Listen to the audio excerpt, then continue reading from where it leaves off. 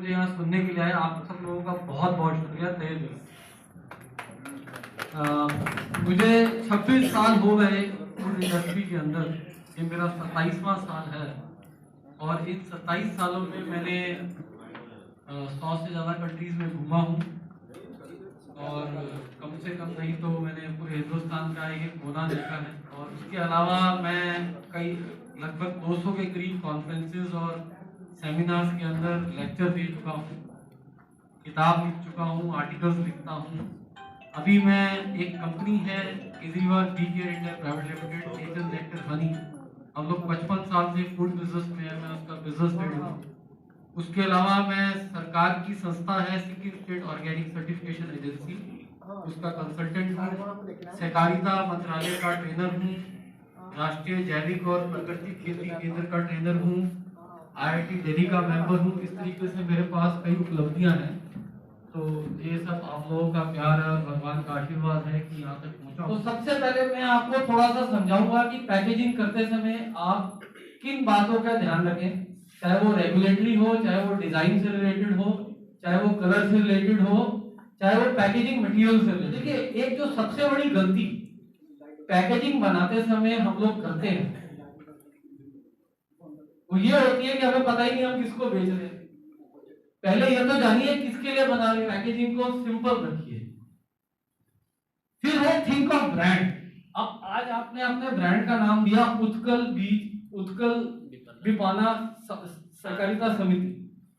इसका कोई लोगो तो होगा, कोई ब्रांड नेम तो आप बनाएंगे। जैसे आप UBSS लिखते हैं तो UBSS का लोगो बनाएंगे। देखिए, बार बार टेस्टिंग कीजिए। मैंने आपको बोला कस्टमर को समझिए, उसकी जरूरत को समझिए। पैकेजिंग बनाते समय कॉस्ट का ध्यान रखिए।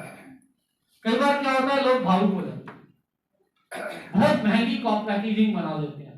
हम लोग ये मानते हैं कि जो प्रोडक्ट होता है, जैसे मान लीजिए 100 रुपए का प्रोडक्ट है तो उसका 4% ज्यादा से ज्यादा 4% of your cost should be pack. तो इसमें मैंने एक लाइन लिखी है कि ब्लू एंड ऑरेंज।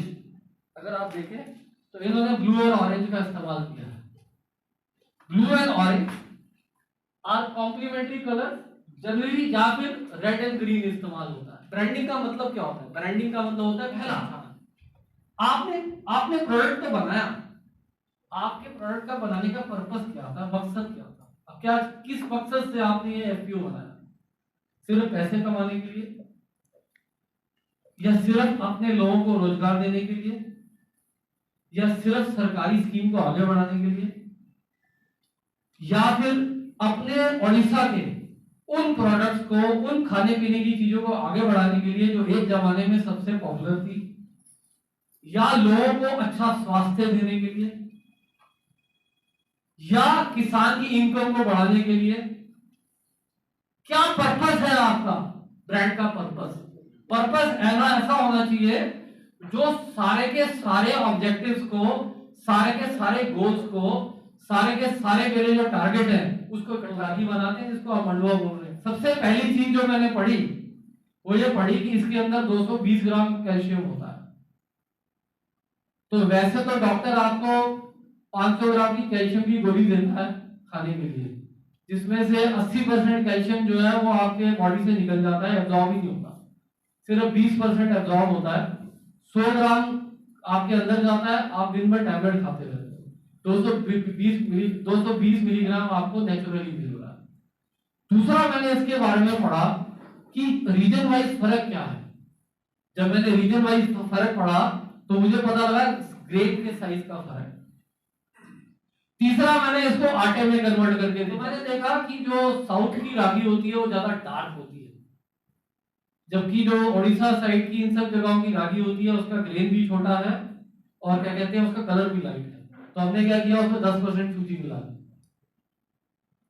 फिर हमने जब वो रागी का डोसा बनाया, वो एकदम पतला, जैसे चपाती होती है ना, रोटी होती है, वैसे बना। और अभी हम उस रेस्टोरेंट से 10,000 रागी के डोसे पर डे बेचते हैं। तो क्या आप लोग जो मेरे से ज्यादा रागी के बारे में जानते हैं, जिनके पूर्वजों ने, जिन्होंने खुद इस रागी को 100 सालों से देखा है, वो गृहिणियां, वो बहनें जिन्होंने घर में इसको सालों से बनाया है, क्या वो रेसिपी नहीं दे सकती मार्केट के अंदर? क्या लोगों को बता नहीं सकती कि रागी को ऐसे बनाओ, ऐसे खाओ? जिस दिन आप ये कर देंगे ना, उस दिन रागी कामयाब। फिर आप ब्रांड डिफरेंशिएशन, अपने ब्रांड को अलग कैसे दिखाओगे? पूरे देश में सरकार ने अगर 10,000 एफपीओ बनाए, अगर एक एफपीओ ने भी मान लीजिए 10 प्रोडक्ट निकाले, तो 10,000 इंटू 10 कितना हो गया? 1 लाख हो गया। 1 लाख प्रोडक्ट में आपकी पहचान है। देश में सिर्फ 5% टेस्टिंग होती है फूड, यानी आउट ऑफ 100 प्रोडक्ट्स जो हम खाते हैं या 100 चीजें हम खाते हैं दिन में, सिर्फ 5 चीजों की टेस्टिंग होती है। 95 का पता नहीं, भगवान जाने कि उसमें लेड आ रहा है, उसमें कॉपर आ रहा है, उसमें भर के पेस्टिसाइड आ रहा है। भर के इन्वेस्ट करूंगा कि अपने हर प्रोडक्ट के साथ अपनी एक टेस्ट रिपोर्ट कराइए, उसको इसके अंदर डाल दीजिए, फिर कमाल देखिए आपको मेरे जैसा कस्टमर इसके 70 नहीं 140 रुपए दे देगा, सिर्फ टेस्ट रिपोर्ट डाल, सिर्फ एक टेस्ट रिपोर्ट। तो उससे ब्रांड ट्रस्ट आता है। फिर ब्रांड बेनिफिशियंस, ऑब्वियस है जब ब्रांड बन जाएगा तो सोसाइटी को भी फायदा होगा। सर एक question, sorry to disturb, testing कहाँ करना है वो थोड़ा? टेस्टिंग के लिए देखिए लैब है NABL, लिख लीजिए NABL, और एक लैब है NDDB। आपने NDDB का नाम तो सुना होगा, नेशनल डेयरी डेवलपमेंट बोर्ड, जिससे अमूल का प्रोडक्ट आता है। NDDB से बढ़िया लैब पूरे हिंदुस्तान में नहीं है। NDDB गुजरात, आनंद बोलते हैं इसको, NDDB आनंद 5,000 रुपए लेगी आपसे और आपके सारे प्रोडक्ट टेस्ट कर देगी। उससे बढ़िया लैब मैंने हिंदुस्तान में नहीं देखी, और सरकारी है तो अगर NDDB का स्टैम्प लग गया तो कुछ उससे बढ़िया कोई चीज। फिर आ जाते हैं, अगली स्लाइड चलिएगा। मैंने बोला ब्रांड वैल्यू। देखिए आप अपने ब्रांड की वैल्यू क्या लगाते हैं? क्या उत्कल पिपाना की ब्रांड वैल्यू सिर्फ इतनी है कि उसके अंदर 20 एफपीओ 10, 15, 20,000 किसान हैं, या उसकी ब्रांड वैल्यू इतनी है कि वो पूरे हिंदुस्तान की ब्रांड वैल्यू को रिप्रेजेंट करती है? क्योंकि आप जानते हैं आपकी ब्रांड की वैल्यू लाखों नहीं करोड़ों रुपए है, तो वो करोड़ रुपए दिखने चाहिए। आप ईमानदारी से खेती करते हैं, ईमानदारी से प्रोडक्ट बनाते हैं, ईमानदारी से इस देश की धरती का सेवा कर रहे हैं, तो उसकी वैल्यू तो कोई डिफाइन ही नहीं हो सकती, अरबों रुपए की वैल्यू है, तो उसको दिखाइए ना। तो ब्रांड वैल्यू में सबसे पहले ट्रांसपेरेंसी होती है। जो आप में है, आपने सिर्फ उसको दिखाना है, जो आप दिखा नहीं पा रहे दिखाइए उसे, पिक्चर की फॉर्म में दिखाइए। फ्रॉम ओडिशा, किसान का नाम डालिए, एफपीओ का नाम डालिए, क्यूआर कोड डालिए, जैसे क्यूआर कोड को मैं स्कैन करूं वो उस किसान की तरफ ले जाए। जब हम पेटीएम इस्तेमाल कर सकते हैं तो स्कैनिंग क्या है? 1500 रुपए का खर्चा है मात्र क्यूआर कोड का, 1500 रुपए का मात्र। उसके बाद ब्रांड वैल्यू, फ्रीडम, कि भाई आप अपने ब्रांड को पहले ओडिशा में प्रमोट करिए। भाई आप ही लोग सबसे बड़े कंज्यूमर हैं, अगर आप ही लोग अपना प्रोडक्ट नहीं खरीदेंगे तो दूसरा क्या खरीदेगा? पहले अपने आप में, अपने प्रोडक्ट में खुद तो विश्वास दिखाइए, खुद तो कंज्यूमर बनिए उसका, अपने घर से तो शुरुआत करिए। फिर आप सिंपलिसिटी, जो आप लोगों के हैं भर भर के, तो हमें अपने आप को बदलना पड़ेगा। ये मेरा आज का प्रेजेंटेशन था। Thank you very much. अब आप अपना सवाल पूछिए, जो आपके सवाल। मेरा नंबर सामने आ गया, मेरे मोबाइल में 14,000 नंबर है, और 14,000 नंबर में से एक नंबर ऐसा नहीं है जिसका मैं कभी जवाब ना देता। भले मुझे नाम याद हो या ना, लेकिन जवाब जरूर देता। आप पूछिए मेरे से, मैं जो मदद कर सकूंगा आप लोगों की। अब अपने क्वेश्चन पूछिए मेरे से, कोई आपके सवाल है तो जरूर पूछिए मेरे से। मेरा एक क्वेश्चन है, जो पैकेजिंग मशीन्स है वो उसका कोई, देखिए दो तरह से बात होती है। एक तो देखिए पैकेजिंग मशीन क्या होती है? पैकेजिंग मशीन होती है जो इसको सील करती है, सिर्फ सीलिंग करती है, ठीक है। पैकेजिंग मशीन जो है वो सीलिंग के लिए होती है, वो मैक्सिमम 25,000 से 50,000 रुपए की। ये हो जाएगा पैकेजिंग 25-50,000 रुपए वाला? हाँ, लेकिन क्या होता है उससे पहले आप अपना पैकेजिंग मटेरियल को डिसाइड करो कौन सा वाला पाउच।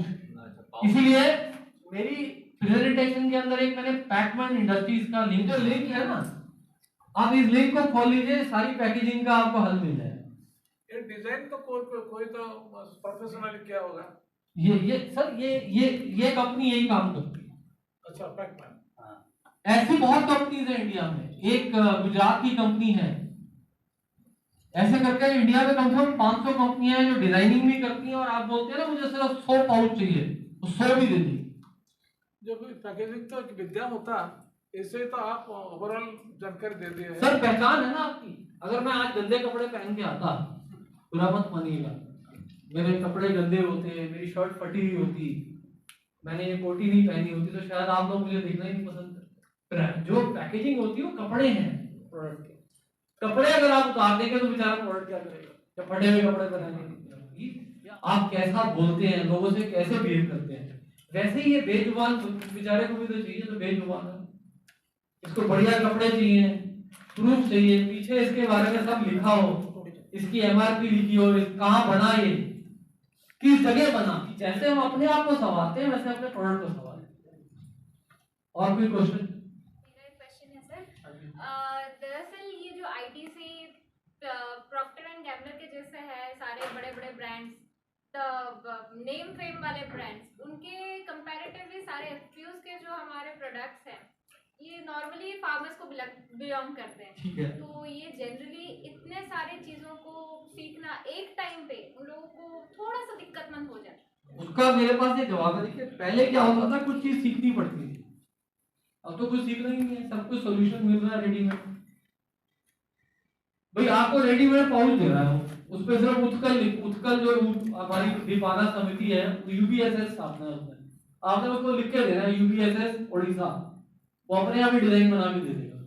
आपसे तो कुछ करना ही नहीं, मैं तो आपसे कह नहीं रहा कि डिजाइनिंग सीखो।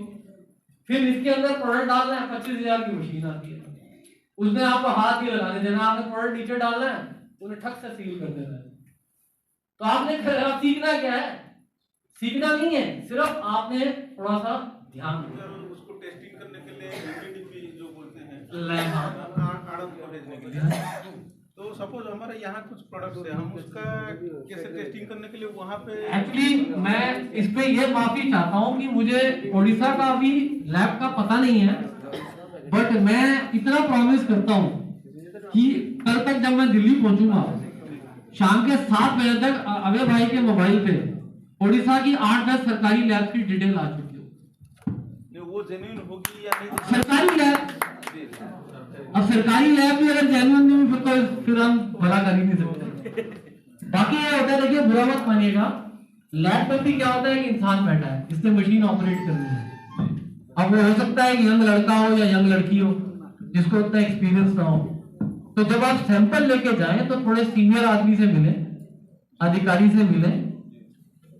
वो अधिकारी क्या करेगा, आपको अपने आप इंश्योर करेगा कि आपका सैंपल अच्छे से टेस्ट हुआ। हमारा डॉक्टर सुनील कुमार आम को गहण में आसी पहुंची आम डेफिनेटली आम बहुत किसी उपकार होती सुदूर दिल्ली आसी आम जी समय वार्ता रखी ब्रांडिंग और पैकेजिंग उपर आमको आम आखि खोली तेणु से दृष्टिकोण आम गोटे छोटिया संबर्धना करने प्रयास रखा।